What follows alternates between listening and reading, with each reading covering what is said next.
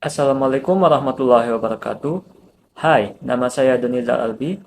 Di sini kita akan mempelajari mengenai mengidentifikasi perbedaan individu yang menyebabkan perbedaan proses dan hasil belajar.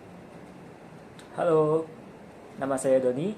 Nah, di sini kita akan membahas tentang perbedaan individu dan apa sih pengaruhnya di dalam kegiatan belajar. Baiklah, topik utama yang akan kita bahas pada video ini yaitu perbedaan individu. Nah, jadi dari pembukaan video tadi, ada dua pembukaan video. Ada individu yang lebih suka atau lebih menyukai pembukaan yang pertama dan juga pembukaan yang kedua. Nah, itu menandakan bahwa setiap individu memiliki perbedaan. Untuk mengetahui lebih lanjut tentang apa saja sih perbedaan yang ada pada diri manusia dan pengaruhnya terhadap kegiatan pendidikan, kita bisa melihatkan video berikutnya.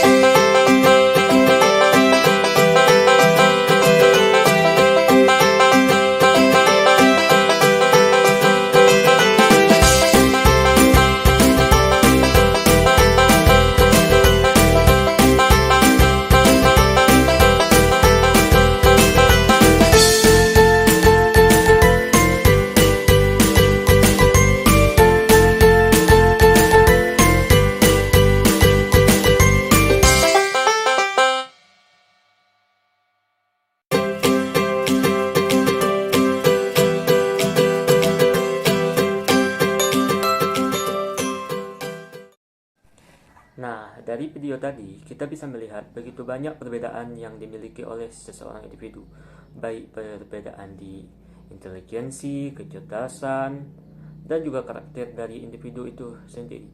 Dan apakah itu berpengaruh? Tentu saja itu berpengaruh. Menurut saya sendiri, tidak ada satupun orang yang sama. Sehingga, setiap orang itu memiliki jalan dan proses yang masing-masing tergantung bagaimana dia menghadapi perbedaan tersebut, dan juga tentu juga menghasilkan hasil yang berbeda di dalam proses pendidikan atau pembelajaran. Untuk itu, semestinya kita tidak harus berfokus kepada perbedaan ini, tapi kita lebih berfokus bagaimana cara kita untuk menghadapi perbedaan tersebut. Cara mengatasinya bagaimana? Yang saya maksudkan di sini bukan berarti kita ini harus sama antara satu dengan yang lain, karena perbedaan itu bukanlah suatu kekurangan, melainkan suatu keunikan atau ciri khas kita sebagai manusia. Nah, untuk mengatasi hal tersebut, tentunya kita memiliki berbagai cara masing-masing, tergantung perbedaan apa yang kita miliki. Dan kalian juga pasti bertanya-tanya, apa sih penyebab perbedaan tersebut? Mengapa manusia diciptakan berbeda? Oke, ada dua hal yang menyebabkan individu itu berbeda, atau dua faktor. Yang pertama, faktor intern. Faktor intern yang dimaksud adalah faktor yang berasal dari dalam. Memang faktornya tersebut tidak bisa diubah dan tidak bisa kita minta, dan kita tidak bisa menghindar dari faktor tersebut. Dan yang kedua, faktor ekstern, yaitu faktor dari luar yang sebelumnya tidak ada pada kita, kemudian kita mendapatkannya dari X, dari luar, dan bukan bawaan dari kita langsung. Yang pertama, kita akan membahas faktor internal, yaitu faktor bawaan dari mengapa individu itu berbeda. Adapun contoh-contoh dari faktor intern ini yaitu faktor yang biologis, bisa dikatakan kecerdasan dari orang tua atau sifat-sifat dari orang tua yang menurun pada kita sebagai seorang siswa atau peserta didik. Nah, faktor ini juga sangat berpengaruh besar bagi pendidikan itu sendiri. Jadi, faktor intern ini adalah faktor yang dimana hal tersebut memang sudah ditakdirkan untuk kita. Faktor intern ini juga bermacam-macam. Ada yang terlahir dengan kecerdasan yang tinggi dan juga dengan kecerdasan yang rendah. Jadi, faktor intern ini sangat beragam. Tapi yang pasti kita ingat dan ciri khas dari faktor intern ini yaitu faktor biologis, seperti kekuatan fisik kita dan lain-lain yang kadang mempengaruhi dalam pembelajaran dan sebagian juga tidak terlalu berpengaruh. Tadi kan kita sudah membahas faktor internal, yaitu faktor yang pertama atau faktor bawaan. Nah, yang selanjutnya kita akan membahas faktor yang kedua, yaitu faktor eksternal. Apa sih faktor eksternal ini? Faktor eksternal ini yaitu faktor yang berasal dari luar, yang dalam tanda kutip bisa kita hindari atau memang susah untuk dihindari, karena hal tersebut adalah mayoritas memang susah untuk kita hindari, dan kadang faktor eksternal ini tidak selalu berdampak buruk dan juga memiliki banyak dampak positif. Contoh yang pertama dari faktor eksternal ini yang pertama, ekonomi. Apabila kita berada di tempat orang-orang yang memiliki ekonomi tinggi dan orang tua kita juga memiliki ekonomi yang sangat tinggi atau sanggup dalam membiayai kita, itu tentu membuat kita lebih memiliki chance atau kesempatan untuk mendapat pendidikan yang lebih baik dibandingkan dengan orang-orang yang memiliki faktor ekonomi rendah. Dan yang kedua yaitu faktor lingkungan. Adapun lingkungan yang saya maksud di sini bukan lingkungan alam, melainkan sosial dan masyarakat. Dari faktor lingkungan ini kita bisa melihat dan menilai sendiri. Bisa dianalogikan atau contohnya seperti ini. Apabila seorang itu terlahir dari keluarga yang memang dari sosialnya seorang alim ulama, maka kemungkinan besar anak tersebut juga berpotensi untuk berperilaku baik karena menyandang dari gelar alim ulama tersebut. Nah, berbeda dari lingkungan yang lain, apabila lingkungannya emang dari kecil itu sudah keras, kasar, dan tidak berpendidikan selayaknya, apabila di suatu masyarakat itu sangat sedikit orang yang menjalani pendidikan kuliah.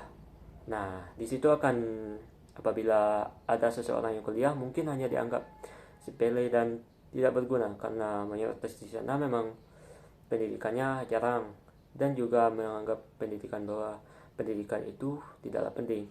Nah, secara tidak langsung hal tersebut tentu membuat atau menghasilkan hal yang berbeda dalam pendidikan.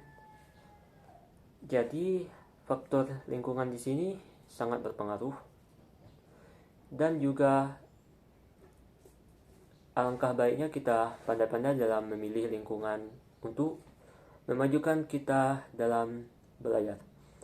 Faktor yang ketiga yaitu faktor kebudayaan. Saya juga hanya mendapat sedikit informasi mengenai faktor kebudayaan ini, tapi secara singkatnya saya jelaskan begini. Apabila suatu daerah tersebut memiliki budaya yang sangat luar biasa, sangat mementingkan pendidikan, itu sangat berpengaruh kepada masyarakatnya dibanding dengan orang-orang yang memiliki budaya menganggap pendidikan itu tidak penting. Contohnya, seperti salah satu di daerah Indonesia, yaitu di Makassar.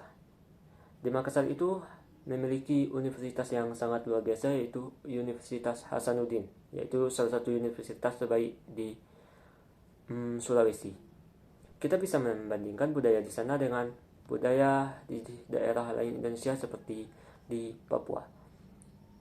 Di Papua memiliki budaya yang masih kental dengan alam dan menganggap bahwa pendidikan itu tidaklah penting, dan juga terkendala akses-akses yang lain seperti kurangnya tenaga pendidik di sana, dan budaya di sana masih sangat lestari seperti masih berburu atau bertani, sangat berbeda dengan daerah Makassar yang dimana sebagian besarnya sudah menjadi perkotaan, dan hal tersebut bisa kita lihat dari hasil pendidikan di sana dan pendidikan di Papua. Dari penjelasan dua faktor tadi, bisa kita tangkap bahwa perbedaan individu sangat mempengaruhi proses dan hasil belajar. Dan tidak hanya dari faktor-faktor yang saya sebutkan, masih ada faktor-faktor yang lain mungkin tidak bisa saya jelaskan di video ini karena keterbatasan waktu. Kita bisa mencarinya melalui internet atau media-media lain yang kita gunakan sebagai materi untuk pembelajaran kita. Bagaimana dari penjelasan singkat tadi mengenai perbedaan individu dan pengaruhnya terhadap proses dan hasil belajar? Jadi dapat disimpulkan bahwa perbedaan itu bukanlah suatu halangan, dan perbedaan itu sangat berpengaruh terhadap proses dan hasil belajar atau hasil pendidikan. Nah, karena pada dasarnya manusia itu diciptakan berbeda dan tidak sama antara satu yang lain, kita tidak boleh menyesali perbedaan kita dan tidak boleh iri terhadap seseorang yang memiliki kelebihan dari kita.